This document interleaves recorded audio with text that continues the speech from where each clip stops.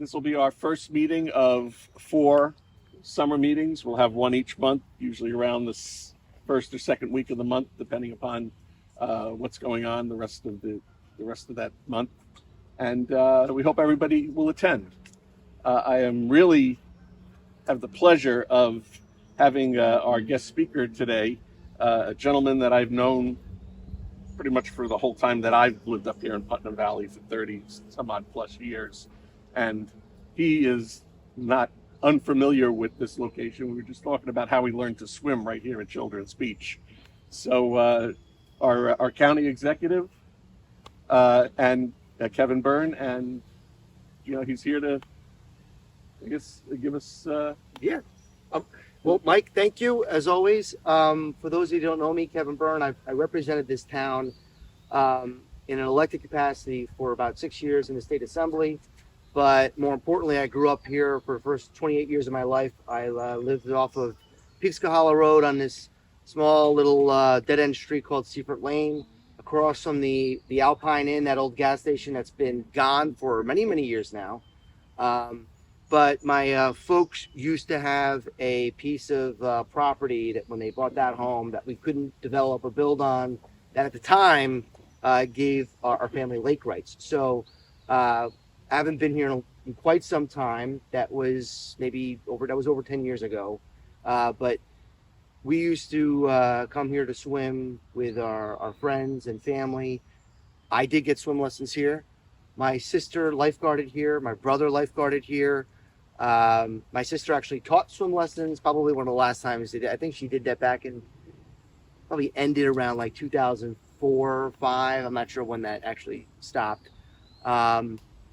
And spent a lot of great memories. I actually remember riding my bicycle down Peekskill Road, up Wikipedia, and then crossing the Taconic before we had that bridge to deliver bag lunches to my siblings when they were here working.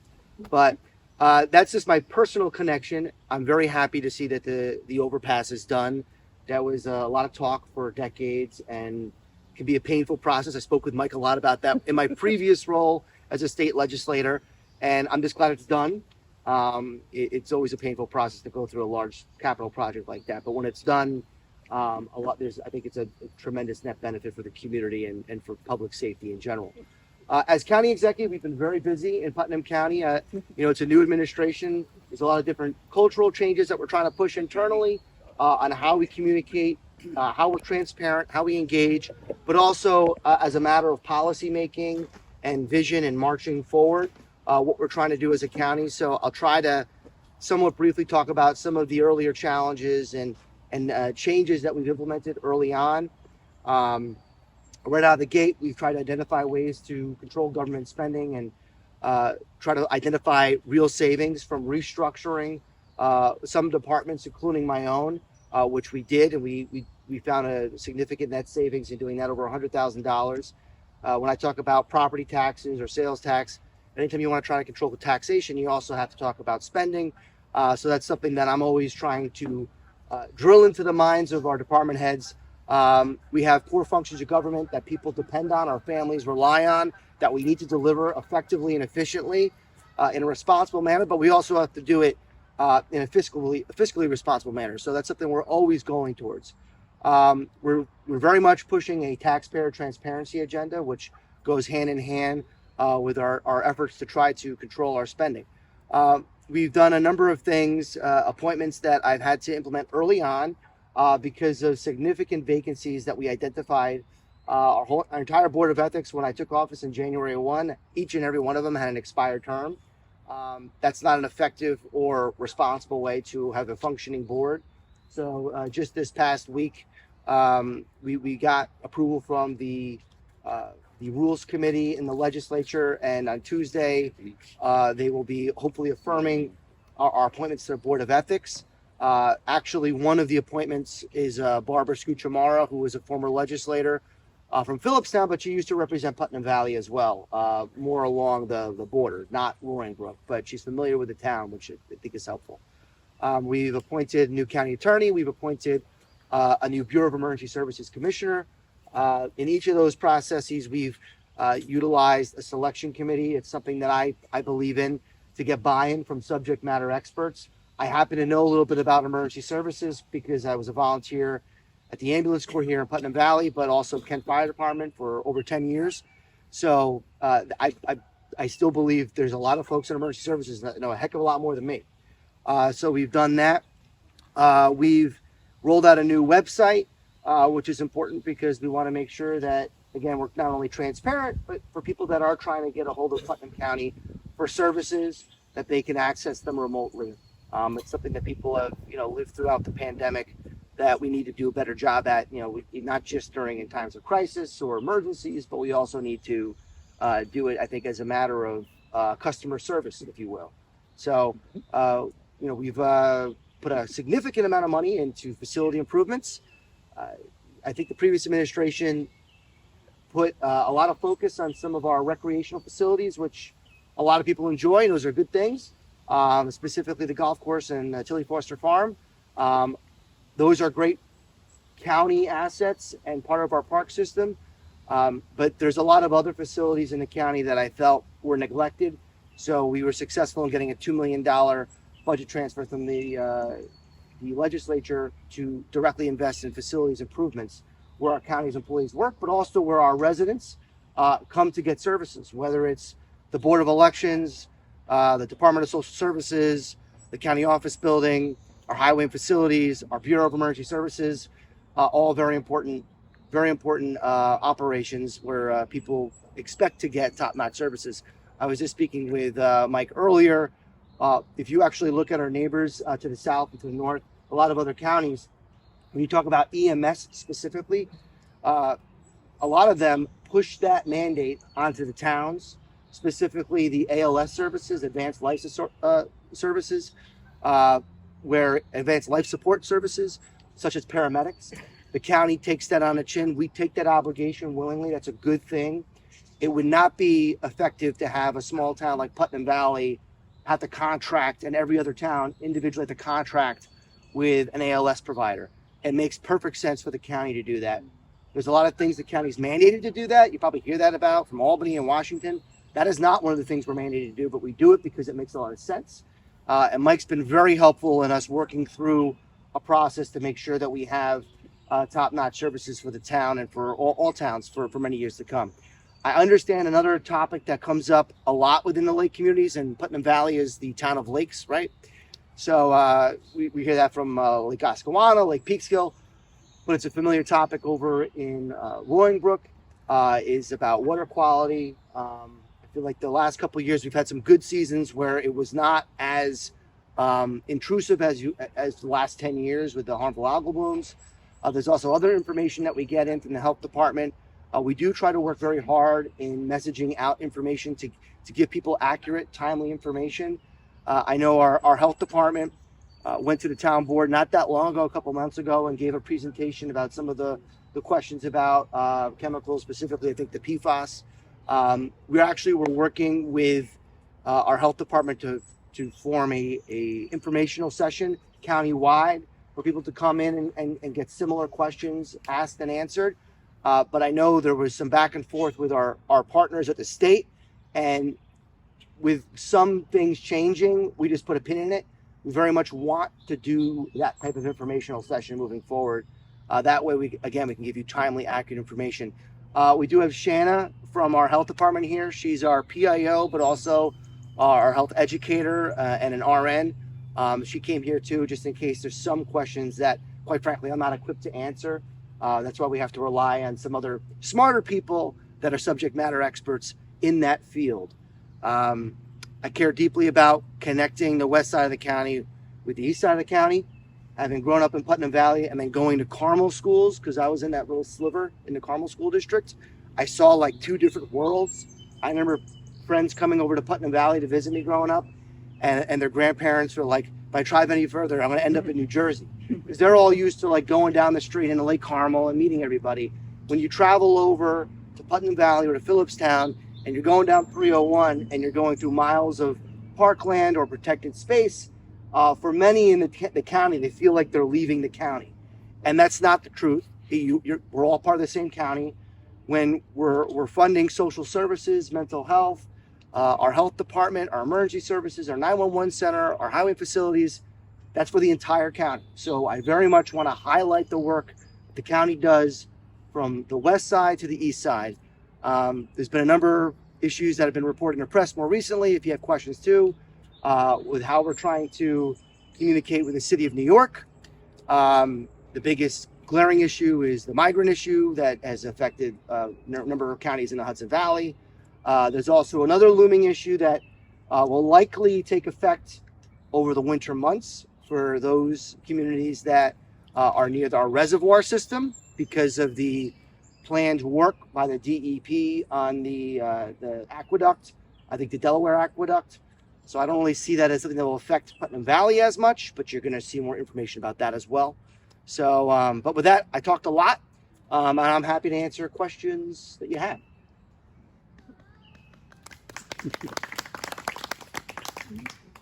Yes, miss. I understand that you're opposed to the sharing of the sales tax revenue. You've been quoted as saying that you have plans for real tax relief instead. Could you explain what that means? Sure. So so again, when you talk about taxes, it's tied to spending. So the philosophical difference I have with my predecessor, who ironically, for her entire 10 years, opposed sharing sales tax until I got the nomination to run and her person didn't. And then all of a sudden we're going to spend an extra $7 million and give it to local governments, is that when I give away the money, the revenue that the county collects to a municipality, I don't have control over on how they're going to direct that spending. So they could do something that the county agrees with. They could use it to cut taxes. They could use it to spend something that you are very objectionable to. They could put, they want to buy property, put cell towers up everywhere. I have no idea. So giving up that ability is something where I would rather use that money to control the property tax levy in the county. There's some other ideas that I've talked about previously as a state assemblyman that I would like to pursue and I've talked about as a candidate for county executive. But we got to make sure that we have the financial stability to do it and the strength to do it. Would be Dutchess County just did this recently. I talked about this years ago. You can do what the state of New York does, specifically with sales tax. So, and it's to make it less regressive. So I would actually say consumption-based taxation is more preferable than income taxes or property taxes, in that you have more control over what you're buying, right? So how much tax you're buying. However, for those people with lesser means, it is absolutely regressive. If you have to buy toilet paper or you have to buy a plunger, you're going to have a billionaire and you're going to have someone that's on food stamps and they're basically paying the same amount of sales tax. So one thing that's distinctly different between the state and the counties is that the state does not charge sales tax on clothing or footwear under $110. That's one way you can make it less regressive. Counties can opt in and do the exact same thing for a year. All they have to do is pass a resolution. Now, that would be a loss of revenue to the county, but you know what that does? It keeps it in your pocket. It keeps it in your pocket. It doesn't just take it and then redistribute it or divert it to other municipalities. That said, I'm not against partnering with our local towns and villages when there's a strategic value to the county. I think there's lots of examples on how we do that already, and I think we can build on that. A couple of examples I've discussed with people in-house, internally and externally, is training. I wouldn't want to use it as a base for operating expenses, because then they're going to, if something ever changes with sales tax and we don't have the revenue to support something, they're going to say the mean old county government, laid you off. That's bad practice. That's a bad fiscal practice. But training is important in that, look, we're now rolling out crisis intervention training for our sheriff's deputies. That's additional training above and beyond what they get in the academy to help people who are in moments of crisis, whether it's mental crisis or it's substance use crisis. That's important. Dealing with children or adults who are differently able, who may be on the spectrum, all those things are very important. Now, we just did this training about a month ago at the county bureau. We opened it up to local police departments. They came in from all over the county. Kent, obviously Putnam Valley is sheriff's deputies anyway, but we had, and state police, but we had participation from everywhere. I would be interested in rolling that out, expanding it while the training is already available to local police departments now, it doesn't address some of the obstacles that they have for the town sending them. And then quite frankly, that's overtime costs. So while the county might be paying for the training, there's also an additional cost, which, someone like in Kent or Carmel will say, look, we're not sending them there because there's that added cost. So I would be open to doing that with a goal of getting full compliance with everybody trained. And once we get law enforcement done, I would be interested in expanding that out more aggressively to EMS, because, and that's a perfect strategic, I love that example because it's a strategic benefit to the county. Because when a sheriff's deputy shows up to a scene or a paramedic shows up to the scene, even though they're contracted with the county or they work for the county, they're going to work with your local volunteer ambulance corps. They're going to work with the local police department over in Kent or the part-timers in Brewster or the village of Cold Spring. So it's important that they have that same training and understanding. So there's a lot of different examples, and I think we're gonna be rolling out something in the budget process, which I would like to see where they can apply for programming, more like a request for proposal, so we can actually vet it, but not just giving out taxpayer money via census. Something that's demonstrated that there's a strategic value to the county that can be measured, and then they reapply if we want to pursue that further. So I think there's ways for us to partner together, particularly with towns. Economic development's another example, but doing it formula driven, I don't think is the way to do it. I also think it ignores the fact that when the county got the approval to get sales tax from the state, that was back, I think, first in the 70s when the county took on the mandate to implement Medicaid. Most states across the country, the state does it. It's state funded and federally funded. In the county, it's implemented by the county government. There are state and federal fundings, but we also rely on our property tax levy to do it and our sales tax money to provide those services. So the budgets for the last 10, 20 years have used sales tax money to build our base budget. The towns are not the same way. They've been building their budget without sales tax. I think there's ways that we can partner together, but I would not do it by a formula of, you're going to get X, Y, Z every year from sales tax. But even if you kept the formula, it would make sense, wouldn't it, for you as county to approve whatever, in other words, to submit a request from the towns that makes sense to me of how they want to spend the money rather than just having at this point you're saying there's no control over how the towns spend the money if they got that excess. Well, what they did last year was quite arbitrary. They said it was, look, there's a couple things that I disagree with.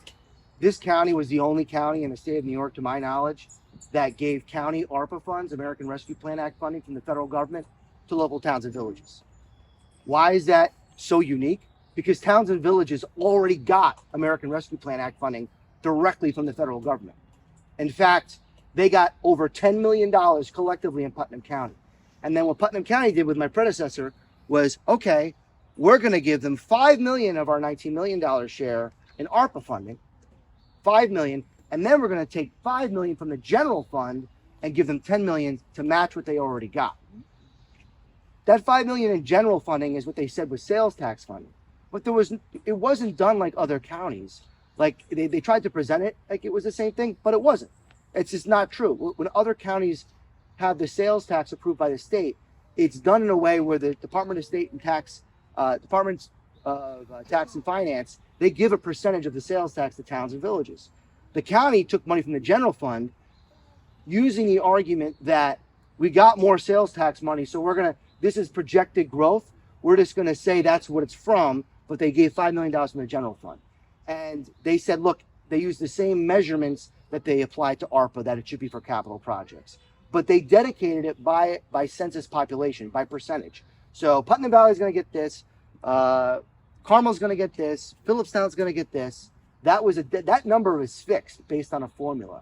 They did say it was for projects, but if their project falls through, I've already had towns and local groups saying, well, could you repurpose some of this money if it falls through to me? And I'm like, look, I'm not going to pull the rug out from under people. That's wrong. Commitment was made. We're not going to mess with that. But I can't take money that was dedicated to Putnam Valley and give it to, like, for example, the Mahopac Library in Carmel. So you can't do that. So it was done via formula. I would say it should be done based on strategic. If you're going to do it, it should be done more from a competitive basis where they apply for a program and they have an idea that can be measured and that has a clear strategic benefit to the county. And then who determines whether it's something that they would Ultimate- recommend? Ultimately, it's your elected representatives, the legislature. So there's a bunch of different models that you could do. You could do it through, like Dutchess County does other things with outside agencies where they have it through a committee and they do it through a similar RP process. I actually like Dutchess County's model for how we partner with outside agencies. It kind of for multiple reasons. One, it gets the politics out of it, where you have a lot of just squeaky wheels. People, that gets a lot of attention. And number two, selfishly, this is the number, and we have to fund it what the number is, rather than okay, we're going to throw on more in a budget process, and it makes it easier to control the number that you dedicated if you do it through a program. That's my opinion. So I like that. And you could do it multiple ways. Ultimately, it comes down to what the legislature and the executive agree to. So that's through the budget process. That's what we do now. So yep. Other questions? Yeah. Yes, sir. Hi, David Fraser, Roaring Lakes. My question is, one of the first pieces of legislation you issued or proposed when you took office was to declare Putnam a constitutional county. Can you please tell me why you think this county is appropriate for a constitutional county? Maybe explain to people what that means. Sure. So I think there's a lot of different opinions on what a constitutional county is. I've been very clear from the very beginning when I first announced my support to this declaration over a year ago. It is not some fringe label. I know if you open up some papers, quite frankly, there's some reporters that are borderline obsessive with me in this issue, trying to present it as something that it is clearly not. A constitutional county clearly just recommits the county and its officials to supporting our United States Constitution. That is it. It clearly supports. So when we get elected and I take an oath of office, I support the United States Constitution. I take an oath of office. And I think in the face of mandates coming from Albany and Washington and many controversial proposals that come and jeopardize many of our constitutional rights, liberties, and freedoms, I think it's appropriate to make a statement that we support the United States Constitution. It's not about one particular amendment. It's about all amendments. And it's about the current United States Constitution. We're not talking about what was implemented in the 18th century or the 17th century. Not 18th or 19th century. We're talking about our current United States Constitution. We're not talking about the Three-Fifths Compromise. We're talking about what we are governed by today, our nation's governing document. I think it's important. Some people have tried to suggest that it would nullify state laws and federal laws. From the very, very beginning, I've said that is not the case. That is outrageous to even suggest that. You cannot do that. You can't wave a magic wand and say, you know what, I don't like that federal law, it's gone. But you can make a statement and say we support the United States Constitution. That is exactly what it is. Much like many other resolutions that the county legislature and the county executive have implemented over the years on a number of issues. When we say, Albany, you're going to take our FMAP funding. There's another example this past year. One of the reasons why we don't want to just divert sales tax money, we don't know what Albany's going to do. Right now, their FMAP money was federal money that goes through, actually dates back to the Affordable Care Act, that passed through federal dollars from Medicaid savings to local government to implement those programs. The state is siphoning those dollars for their own budget needs. Now, thankfully, to our state senator and assembly member, they've at least phased that spending out. But we passed a resolution saying, don't do that. We disagree with that. Does it stop them from doing that? No. But it's a statement, Constitutional County, that we support the United States Constitution. So, yes, sir. The way it's set up, though, I mean, who decides then? I mean, Albany, Washington, they decide something. The Supreme Court decides what's constitutional. Yes. You can overrule it. No. That's what you're saying. No. You're saying you can follow the Constitution, but it's a declaration and a meaningful statement in support of the United States Constitution. We cannot ignore or not follow federal and state laws. You can't. Ultimately, it'll be decided by the courts. Ultimately, in all cases, we have a judicial system where you hear both sides and it'll be decided by the courts. It is a meaningful statement that we support the United States Constitution. But you took that in your oath, right? Yes, So why do we need it? But why is it necessary? What's because a lot of people, just like any resolution, when we're making a statement and pursuing a case that this is something we support or this is something we disagree with, a lot of people, including myself, believe, particularly as we lived through the pandemic, and there's a lot of different executive fiats that came down from whether it was Washington or Albany, that there needs to be a recommitment and redeclaration of our support of the United States Constitution. This county has done now, predominantly because there's only a couple news outlets that have covered this with a very blatant slant. But there's every year the county has passed a resolution for Constitution Day. Right? It's not that unlike that, except for a spelling out of our support of the United States Constitution. I don't think it's controversial at all. well, there of the what 3,000 or 4,000 counties in America, you say a lot of executives have done this. How many? No, I haven't said that. Then you just did. You said a lot of executives have. Declared a constitutional county? I thought that's what you said. No. Okay. How many? No, a have? lot. Look, I don't have a number on that. I just declared ourselves a rule of law county by executive order, and in that declares support for the United States Constitution. To me, it's a very similar thing. You could argue that already does it. Isn't it implicit? It should be. It should be. But many people seem to ignore the United States Constitution. Declare the constitutional county. That means we're not a constitutional county. It's implicit. Of course we are. We're under this big umbrella, the U.S. Constitution throughout the United States. That's great. So then I guess you would support the Declaration. I Well, just don't if the only understand argument is that it's regulatory redundant, there's a lot of things that government does that is redundant. But in the face of many different regulations that were not executed by legislators, that were not instituted by the United States Congress, that were done by executive orders, that maybe is what the gentleman is thinking, is many executives place executive orders and fiats that impose rules and regulations on individuals that restricted their individual rights and freedoms. Look, I think a lot of people would like to see their elected representatives stand up and reaffirm their support of the United States Constitution. Can I ask a question? You can argue that it's redundant. What's wrong with supporting the Constitution Of the United States. of the United States, the flag, and all that? Anything? What's wrong with it? Redundant. This is the dog. What is wrong with supporting the Constitution? Can anybody It's answer only a that? dog whistle if you're making a dog whistle, sir. I don't think there's anything controversial about declaring support for the United States Constitution. Yes, miss. Different topic. Thank you. Is there one issue that keeps coming through your office from Putnam County that it repeatedly comes through your office? They can't hear you. Is there one issue that keeps coming through? Oh, county? is there? That Yes. was the question. Yes. Is there one issue that keeps coming to you? There's many issues that we hear about. So I would say Repeatedly. localizing it to Putnam Valley, Peekskill Hollow Road, Oh, would obviously be a major issue that we're working on aggressively. I'm not all that surprised I didn't get a question about that. I would have thought Putnam Valley, it's the first question I'm going to get. You're referring to the bridges? Yes.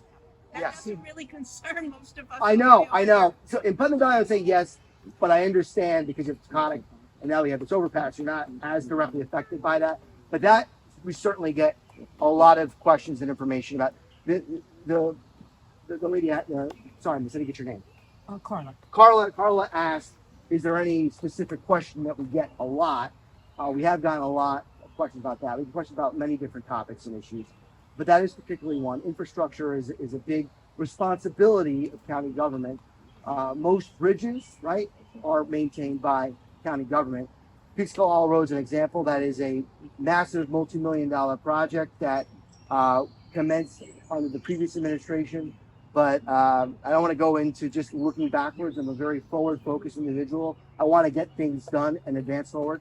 But the reality is, the previous administration had disagreements with the contractor on Peekskill Hollow Road, and for over a year, it seemed to be a pretty bad marriage from the start. And the contractor, as of last fall, only had a little bit more, maybe 20% of the job done, and the completion date was supposed to be August of last year.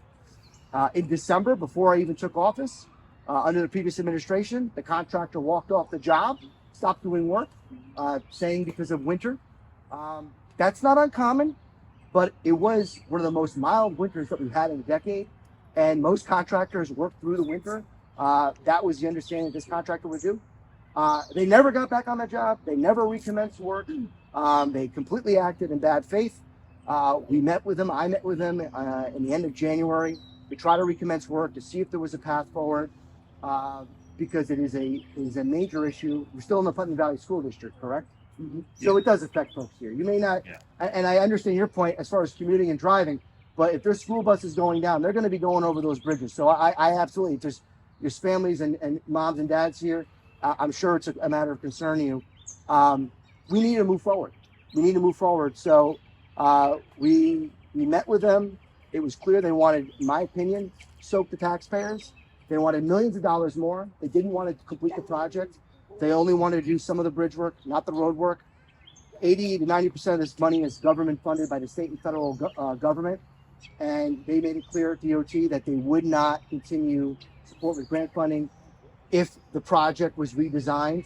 It needed to be completed the way it was bid out. So we terminated the contract. We have a bid that's out. We tried to streamline this process as much as possible.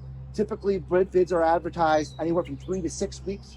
We did it for 3 weeks. We did it in every single paper that is circulated in Putnam County, regardless of if they're a county paper or not. And we extended the advertisement another week and a half based on feedback we got from contractors. I didn't want to start a relationship with a new contractor in some sort of bad faith or bad spirit, and just relive what we just did, or just went through with the previous contractor. That bid is supposed to close June 7th, where they'll be evaluated, and in the following week, I am hoping that we'll be able to announce the award of a new contractor to start doing work. And then it's my hope that either in July or sometime in the not too distant future, we're able to bring that contractor to town hall and just try to explain the process that we're going to have going forward. But as far as Putnam Valley, that is by far and away the biggest issue that is brought to me, and rightfully so. To be fair, everyone should know it is not a town bridge. So I'm sure many go to your highway superintendent or your town supervisor. They're key stakeholders. They communicate with us regularly. This is not their fault. This is an issue that we've inherited and that the county is taking on, and we're doing everything in our power to address. Yes, sir. Another question about roadways. I think this stretch of the Taconic is one of the most accident-prone stretches of highway in New York State. The number of accidents that occur between our new exit and Peekskill Hollow Road, everyone who lives here can attest to. It hasn't gone down, it's gone up. Mike pulls the cars out of there. What can we do as residents here to get attention to that from DOT or other departments in Albany? Because either the road is inappropriately curbed, or the speed limit isn't right, or something else. How do we address that in your view? So, putting on my old hat, my former hat, my previous role, it's obviously a state parkway, so that's under the jurisdiction of the state. But what I would say is they just spent significant amount of money, over $28 million on the overpass. But they didn't just do that work. For anyone paying attention, they obviously did a tremendous amount of paving on the Taconic State Parkway, where I think back in 2017, this is when I got on the Transportation Committee, just before, they finished paving and they stopped at the Duchess line. So me being on the Transportation Committee obviously raised my voice and said, what about the rest of the parkway over in Putnam County?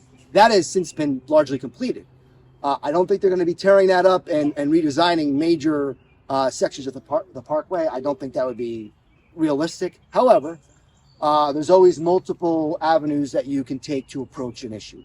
I know the state has done signage in the past. The county has a traffic safety advisory board that we also rely on to provide recommendations to the county, but also to the state and federal government. So we can use that as a mechanism to raise our concerns. Signage is one mechanism that they put there to try to get people to control traffic and their speed. Unfortunately, not a lot of people follow the speed limit. what I would also say is, and I know our assemblyman has worked on this. I worked on this in my previous role, is during construction, but also is cameras and a way to enforce speed limits, particularly during where there's working conditions, or there's job sites, or there's emergencies, and you have vehicles stopped off on the side of the road. That's when people get killed. Is when, and I actually remember that. I don't know if Mike was on that call, but it was one of my calls when I actually I responded to in Putnam Valley. There was a call right off the Peekskill Hollow Road exit going southbound, and there was a help truck worker that was trying to help a disabled vehicle, and that help truck worker got hit by an ongoing car. And then that help truck worker, when the EMS responded from Putt Valley, I mean, not to get overly graphic, but his leg was entirely blue. So my point is, like, that's how people get killed. So I think there's a lot of things that we can raise our voices, whether it's a resolution, advocating to the state. I think tools to enforce the law is important. Some people resist those proposals. I've always taken them on. I thought it was good for safety. Some people don't like cameras. That's their position to take. I think they're good. Yes, sir. Other states, sometimes they'll have, whenever there's road work being done, they'll put a state trooper sitting there. True. Yes. Yes. And they, yes. When there's road work doing done, that was something that we had many meetings with the contractor and the state during the overpass construction. That was something that we talked about. They do try to do that, but obviously there's a limit to everyone's resources. So they try to, I think, focus on certain time. It may not be, it's probably not 24/7, but times of peak traffic, things of that nature. But that doesn't erase the issue that even when there's not road work, you still can have a problem, where I think signage and enforcement is key. But we also don't want, New York State Police just arbitrarily pulling people over and causing more traffic and making it more dangerous. So I have to rely on experts in that field to do it the safest way possible. I think cameras are one way that you can do it. We're doing the same thing with school bus cameras. Not going to affect its iconic. We're talking about traffic safety. School bus cameras are important too. I think one more back there. Yes, miss. I'm sorry, I'm just going to get a little closer. I have two questions. One is, I'm not sure if this applies to anything you do, but around the lake here, there are a few spots that after the curves open up and people tend to speed up, especially teenagers and cars. And we wanted some speed bumps that would discourage that kind of taking off high speeds. Is that something that It's not something I would unilaterally be able to decide on. Not sure if the road you're talking about is a town road. Yeah. But for a lot of these requests, even if it's not in the county's jurisdiction, it's where I can kind of leverage and rely on the Traffic Safety Advisory Board, because those are folks that have worked in the field, that are subject matter experts on traffic, on law enforcement, on public safety, that we can refer the issue to evaluate, do an assessment, and then express their opinion on behalf of the town, whether it's to the town, to the state, or the necessary authority. So who would you go to? I would look at the specific site that you're asking, and I either go to the town or the Traffic Safety Advisory Board. Okay, I have one more question. Yes, and then I gotta go to. I just want to ask one thing. I'm sorry. I know. I just want to finish up really quick, and then that was just one more, right? And then I'll go to you in a second. I just wanted to know what happened when you decided that you had to come out for the Constitution. There's many issues. I'm unapologetically supportive of the United States Constitution. Yeah, well, we all are. Yeah, I think there's a lot of people that have differing opinions. There's a lot of issues. I would not wait. We could be here all day to talk about this. It is not just one issue. There's many issues. First Amendment would be a big one. I can tell you, I took it very to offense that I saw people being able to properly express their right to peacefully protest and peacefully assemble, but I couldn't go to church and worship and prayer and express my loss for a loved one. I think that's a pretty blatant violation of the First Amendment. That's my opinion. Yes, Miss. Let's switch topics. This lovely lake, as you know, is a Class C see high hazard dam, which means that with a inundating rainfall, there could be danger to life and limb below us. We are required to do amelioration to fix this issue, and this is an enormous expense for us. We want to know whether the county would stand behind us and other high hazard dams in the county to provide assistance with that. It's something that we have to assume locally, but it's really for the majority of people are below or outside of our community. Well, I'd say I think dams, not just in Putt Valley, but dams. There's a couple I don't have them off the top of my head that have been identified as high hazard dams that have been appropriated dollars through ARPA. I'm not sure where they're at right now as far as process and progress with the project. But I think there's a general understanding that a small local municipality, there's certain things they can't take on all on their own. Most local departments, we don't have like we don't have a Greenberg in Putnam County, right? It's not like we have a town that's massive like Greenberg. So they don't have a law department. They don't have a planning, development, or transportation department. They don't have a purchasing department. So I think there's a lot of ways that we already do, but I think we can expand on how we share services and how we enhance those services at the town level. I say planning, development, and transportation. I know it's a mouthful. Some people just call it the planning department. It's not. We have public transit and we have development, and we have planning. But they have also traditionally taken on the role of trying to pursue grant opportunities from the state and federal government.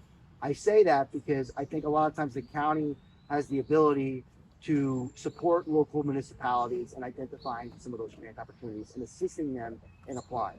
I don't believe that was always the case, but if you talk to our partners up in Dutchess County, that is a resource that they provide. And that's something that I think that we can certainly try to do as well. I think dams is it's certainly an appropriate infrastructure project to fund. And I understand that it's not something that one little small local community can take on all on their own. Okay, well, thank you so much for coming. You're welcome. And, we appreciate you coming up and listening to everybody, and we hope in the future we'll have you back again. And thanks so much. You got it. Thank you. Thank Take care. Enjoy the rest of your day. And Thank you. Thank you. stay Kevin. cool. Thanks for coming. You're welcome. Thank you. All right. So we have a couple other things on the agenda. The first thing is on the board of directors. We have 2 spots that are open. We are going to have elections at the end of the year or the end of the summer for a full slate of board of directors. But in the interim, we'd like to find out if there's any interest in someone joining the board. So if anybody is interested, please let me know.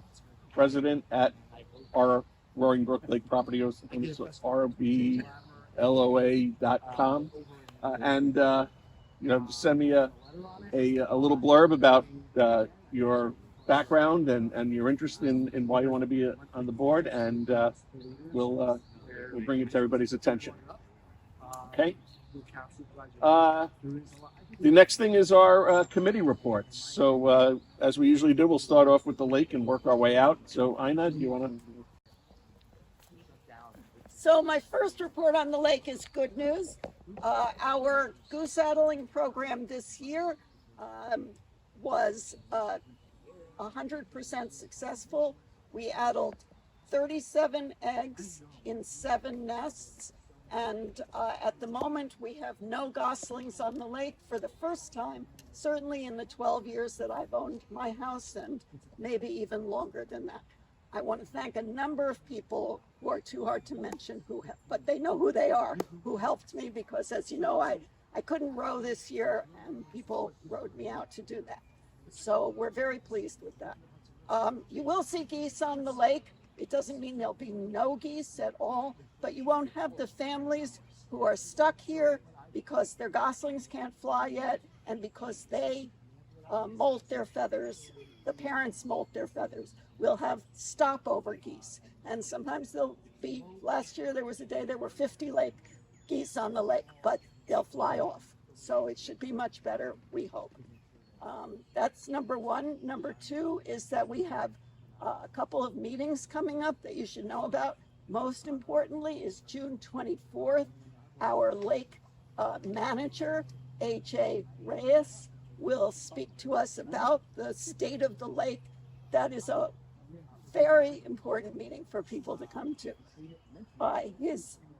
His work, I'm going to maybe steal his thunder a little bit and say that we had a very good year last year in terms of water quality. I probably don't need to say that. Everybody who uses the lake, who swims in it and boats in it, knows that we had no beach closings. We had minimal harmful algal blooms. We had no problem with problematic weeds. The things that everybody can do to help keep the water safe are a few things that are very important. One is please get an orange sticker for your boat. That is the way that we know that that's an RBL boat. What we're particularly worried about is boats coming in from other water bodies and bringing with them what we call invasive hitchhikers, aquatic hitchhikers. And those can be the most microscopic things. They can be just a little embryo of a harmful mussel or a harmful a water chestnut, and then that can propagate all through the lake. So please get your orange stickers. We have a new beach and lake supervisor. I think he will introduce himself at some point in the future, but there will be information about how you get those. Number two is that please try not to bring your boat to another water body. You just don't know what's going to happen when you do that. So if you do, you need to clean it very carefully, and then it needs to dry completely. So you need to hose everything off, and then it needs to dry completely. But it's not as simple as that. We can't hear you.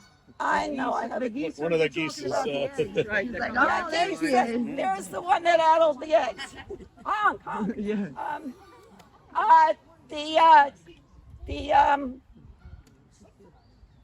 The water that is used to hold bait, to anything that comes from another lake, any water could contain embryos of creatures we don't want here. So your boots, if you wear boots and go fly fishing, your sneakers, anything could handle that. So just be very cautious with that. And then again, we encourage planting along the border of the lake. That really help. Anybody ever seen grass rolled up when you buy turf? The roots of grass are quite shallow. What we'd like to have is deep-rooted plants along the periphery of the lake in what we call the buffer zone, and those deep roots will help to filter water as it goes into the lake. That will help us a lot too. And the last is septic systems. We have a 5-year pump out requirement. Please adhere to that. And then we can consider, and I strongly advise it, Lake Oscawana has a 3-year requirement for lake pump out. And you should know that is a standard. For example, the Delaware Water Basin, which is a very large area covering many states and many counties, has 3-year requirement for the entire basin. All of the New York City water supply also has 3-year mandates. So think about it. There are people here who are already registered. It's a Lower Hudson Lake Association meeting. There are already 75 people registered for it. It's going to be a very good meeting. And if you don't have information about that meeting and would like it, it's a week from yesterday, next Friday, and the registration will close on Monday. Please contact me. And Okay, thank you. Thank you, Ina. Anybody have any questions about the lake? All right, so moving inward, we'll talk about the beaches. I don't know, Tommy, you want to talk about park, or Sure. can you come up here and talk about park?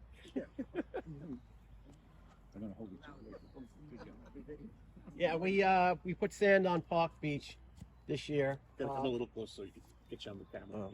Must I be on the camera? Yeah, I know you're in the witness protection program, but This year we put sand on Park Beach. Actually, we had the project scheduled to do the swimming area, underneath the water, but the permits didn't come in time.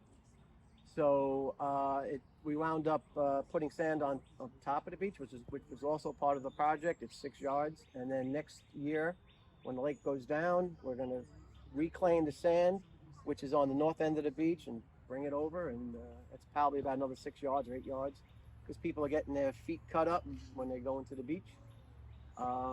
So our gardeners actually did a great job. They dumped 6 yards, as I said, and they took it to the end of the peninsula, and we left a perimeter about 1.5 feet of grass all the way around. So when the water on the shoreline, so that prevent erosion going in.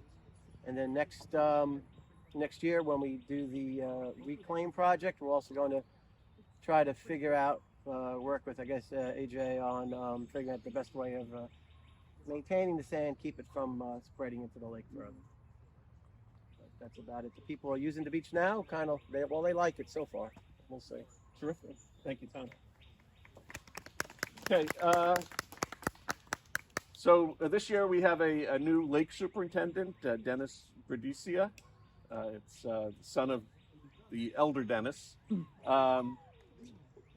Dennis, you want to I'll come up and introduce myself. come on up? That's what I was just going to say. Come on up. But while he's walking up here, we also want to thank Abby for last year's work as the lake superintendent.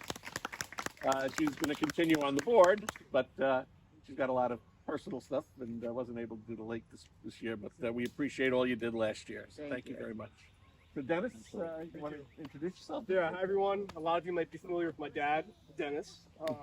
Are you the third? Or are you the? I am the third. Okay, so Yeah, Dennis, so my name's Dennis. Junior. The So we third. can't call you Junior. We got to. Exactly. Okay. Junior's fine though. Okay. My name's Dennis the third. Now I'll be the new lake supervisor this coming summer. I'm excited to be here and working with you all. I was a lifeguard prior to me graduating college for years. I'm familiar with this lake. I've been here since I started high school, freshman year, and I'm excited to get working. I recently set up Park and Children's Beach, which are open this weekend. It started last weekend. Spur as well as Moon will be open in a couple weeks, so it's exciting that I'll be able to get those open soon.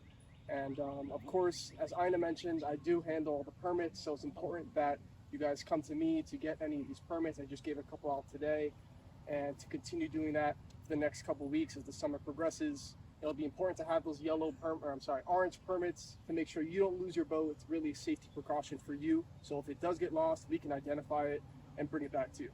But if anyone has any other questions, I'm always available. You can contact me through my. Oh no, that's what I was gonna ask. Yeah, are you on Facebook? I'm not, but I'm gonna make a account. Haven't had a Facebook in years, so I'll make a Facebook account, join the Roaring Brook Lake group. So I'll be available to contact there, and I'm more than willing to provide my own communications for anyone to really message me on my phone or email, really for your own convenience. How can they get an orange sticker now if they need one? Yeah, so at the moment, I do recommend contacting me directly. I've had the office clerks directly give my contact information out so people can come to me.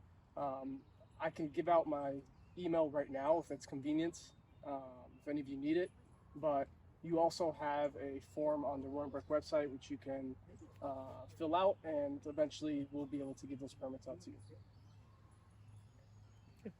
Want to just go ahead and give that email? Yeah, I'll give that right now. I just want to use the space.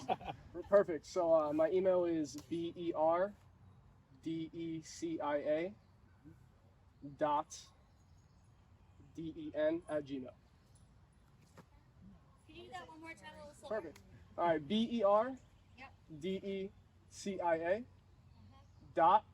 .DEN@gmail.com. Thank you. Perfect. And you guys can contact me there, and I'll be able to address your problems and concerns shortly. Any other questions? One more time. BERDECIA dot DEN Did it start with at B Gmail. or B? B. B. It's just your last name. Just my last name. Yeah. Next time I'll bring a poster. Yeah. I requested some tags through the website a couple of weeks ago. Okay. Are those requests being forwarded to you? So I'm currently will be working with Abby and the great people here to get that forwarded to me. In the meantime, if you can use that email and send it to me, I'll be able to get that to you within a few days. The way we have it set up is that when you go to the website and request the boat tags, it auto-populates to an Excel spreadsheet, which notified the email that I was using. So we just have to communicate with hopefully Alex and try to figure out how to just change that forwarding email. So when you populate your information and that end of it goes, when it crosses over to the Excel, that it'll get a notification to BE, whatever, Yeah. to the email. But yeah, We got it. we're working it out. We're working it out. Give it a few weeks and it'll be a little more streamlined. One other thing with the beaches, the chains that are across some of the beaches preventing vehicles from going there. I know there are some residents that want to launch their boats from those beaches. Please don't cut the locks. Those locks, they are there for a reason. We will give any resident who needs a key to those, but we don't want the locks cut because then it just defeats the purpose, and we'll have everybody and their mother bringing boats from all over the place and launching them from those locations. So, once again, if you need a key, please see either email me or eventually Dennis. Can I ask a question about that? Is it all the beaches, or I know that there's one at the north end that people launch boats from. Right. And last year there was locks that were installed like throughout the season randomly, Yes. and then people show up with their boats and they can't get them in the water, and I think they would go back home they don't know who installed the locks. Nobody. Yeah. So what's the system with that? Is that going to be locked all the time? Well, we want them to be locked all the time when they're not launching boats, but at the same time, we don't want people that are not part of the community Yeah. launching their boats. There's very few people that have trailers that need to use those boat launches within the community. So we figure there's like maybe a dozen at the most. Yeah. But from people from outside the community, Yeah. we don't want them here. We don't want their boats here with their invasive species attached to them. So we just want to make sure that we secure those as best we can. Can I add one thing really quick?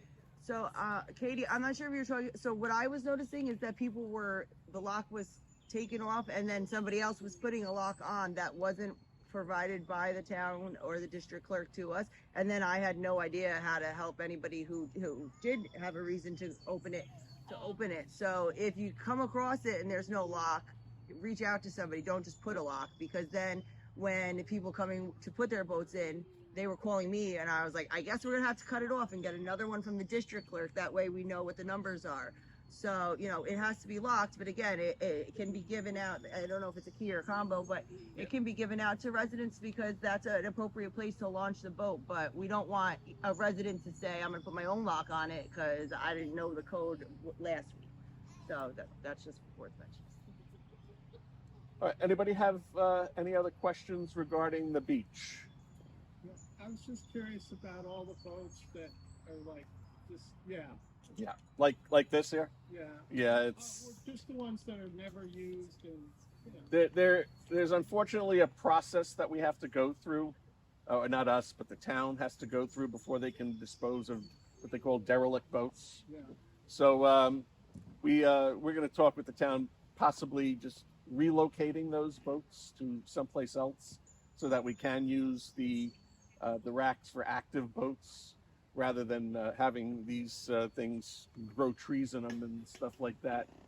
And mosquitoes and wasp nests and everything else that they're good for besides boating.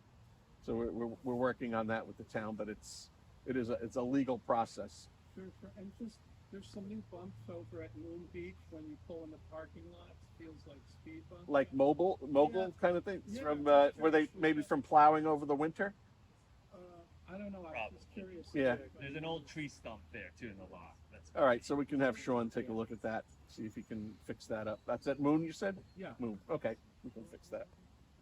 Okay. Anybody else have anything else? Hey, Ina. Just try not to lock your boat to a tree. It eventually can strangle and kill the tree. Find something else to lock it to. Just smart. Okay. You want me to mention the regatta? I'm sorry. The regatta. I was going to announce all this stuff right after roads. So as far as the roads go, I'm always in touch with Sean, who's our highway superintendent. If we have any issues with the roads, let us know. Our biggest thing right now is the road along Cardiac Hill there, where the guardrail is sort of falling inward. He's aware of it. He's working on remediation of it. It goes through a bidding process and everything else. They have to design something there because of the steep slope. So he is working on that one. But if there's any other ones around, I know we did last year post signs about pedestrians walking along the lake. There's like 5 of them that we installed to try to get people to slow down. But you know, there's speed limit signs and people don't listen to those either. So One yes, thing sir. I would say is that I think somebody has to go around and trim some of those foliage in front of those signs. I noticed today, it's right over here, I forget exactly which one it is, but there's branches from the trees that have come over and obscured the actual sign. Okay, we'll get him to send a crew out to do that. He's that's easy stuff. That's like a daily work assignment for them. So they'll get up here. They'll come around as the summer progresses, and they'll trim along the site paths along the roadway too. I know over by my house the weeds get kind of high. You can't see going around the curve and stuff. So they come and do that. Post a sign that's when you go into Pudding Street, the Roaring Brook Lake sign. There's no sign there that says that says a Lakeshore Drive. Like when you're driving up and Pudding Street goes one way and you can turn left.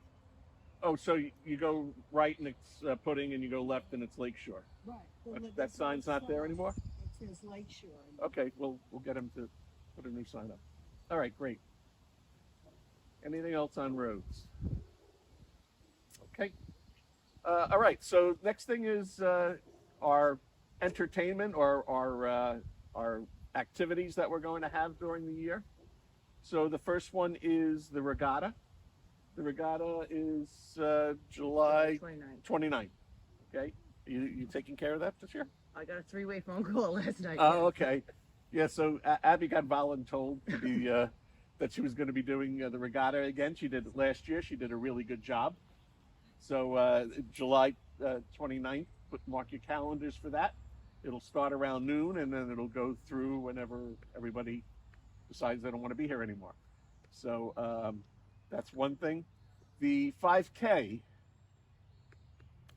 Yes, the 5K will be Sunday, September 3rd.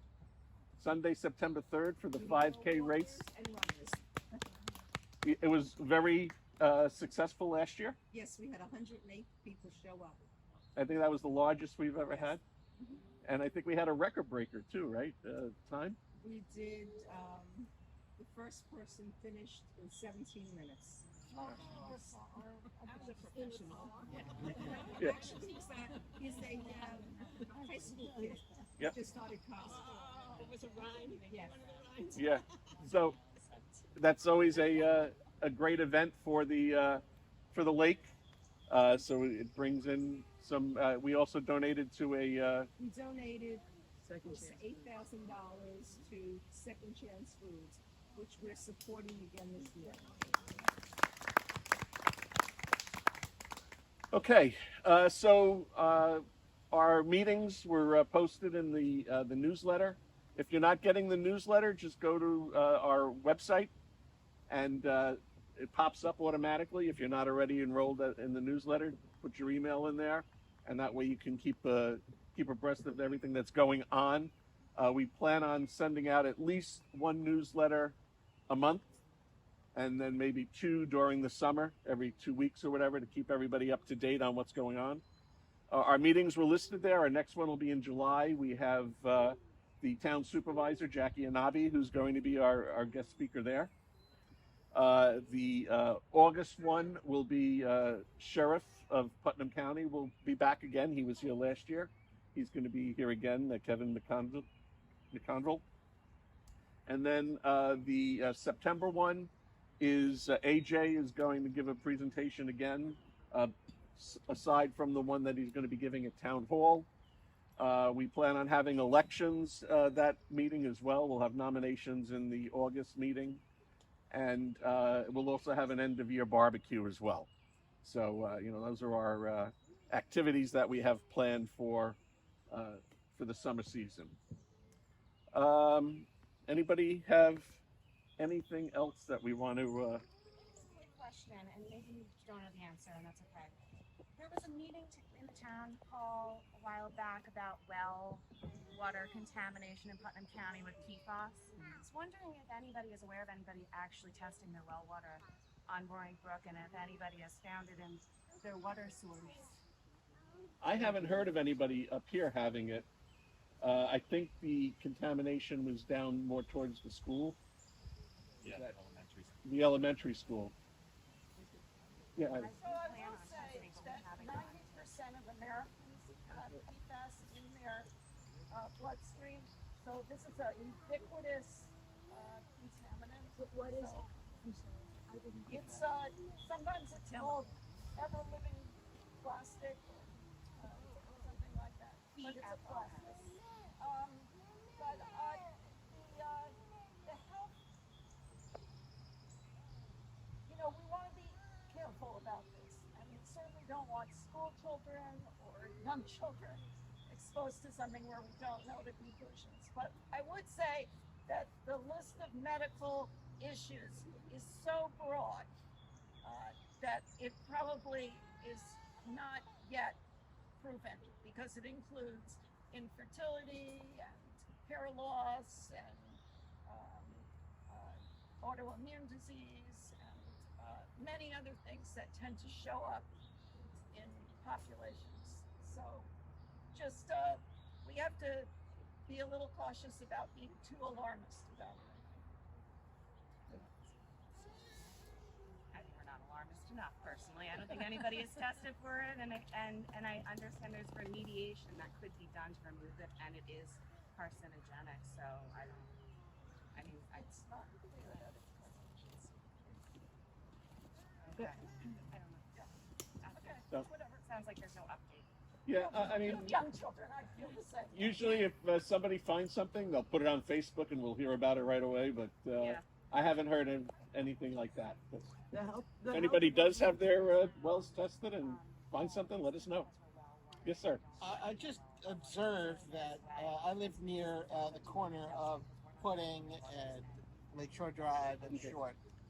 I observe people driving right through that intersection without stopping all the time. Yeah. They do have a sheriff that's been there, and I can tell you only because I'm one of the people that got a ticket for not pausing, and I have stopped every single time since, and I know I was wrong. And they have had a deputy there many times, and I do know that is. There's also a deputy over at the Four Corners here for a while back too. And I'll just say, when I exit Short Street, I cannot see cars coming from the north on Pudding. So obviously they can't see me. So I just say to everybody, just blaze through that intersection at your own peril, because we're going to have more accidents there if people don't stop. Everybody needs to slow down around the lake. We have a lot of people that are walking their dogs, that are jogging. There are people that sometimes walk 3 or 4 abreast along the road. Just, as pedestrians too, if you're walking at night, have some reflective clothing on, maybe put one on your pet as well. If you are walking, carry a flashlight. If you're walking along the road, walk against traffic, not with traffic, so you can see the cars coming. Just the common sense kind of stuff. Yes? Yeah, what about speed bumps? I don't mean every 5 Yeah, no, last year Jackie was here and we talked about them, and there's some reason why they cannot install them. Snowplow. I'm sorry? Snowplow. State level. It's at the state level? Yeah, so Jackie was proposing this three-dimensional kind of painting. Paintings, yeah. On the roadway that would I look just like like tired of sitting here. Right. But, yeah, that'll work the first time. And then, It was a problem for the snow plowing as well. yeah, and then snow plows is an issue with plowing on the snow and stuff. But they do have removable ones too that they can take out. That's what they would have to do. Yeah, but I believe there was some limitation why they couldn't do it. Right? We can ask her next month when she's here. Yeah, and then the sheriff, the sheriff has only so many vehicles and patrol units. They can't be everywhere. So when it's the squeaky wheel theory. So the more complaints they get in a certain area, the more they'll pay attention to it. But I believe that's it, unless anybody has anything else. Yeah, Mike, I was just gonna say, Oh, I made up. there we go. I have a few extra stickers left if anyone wants. These are not like our district parking stickers or boat stickers. It's just like our community stickers. So you're more than welcome to take them. So instead of LBI, we got RBL. And I'm happy to see you have the shirt on. I got my shirt. So, all right. Thank you all for coming. Thank you. The rain held out, and hopefully it won't rain, and it'll warm up a little bit, and we'll have a great summer. Thank you, Michael. Take care.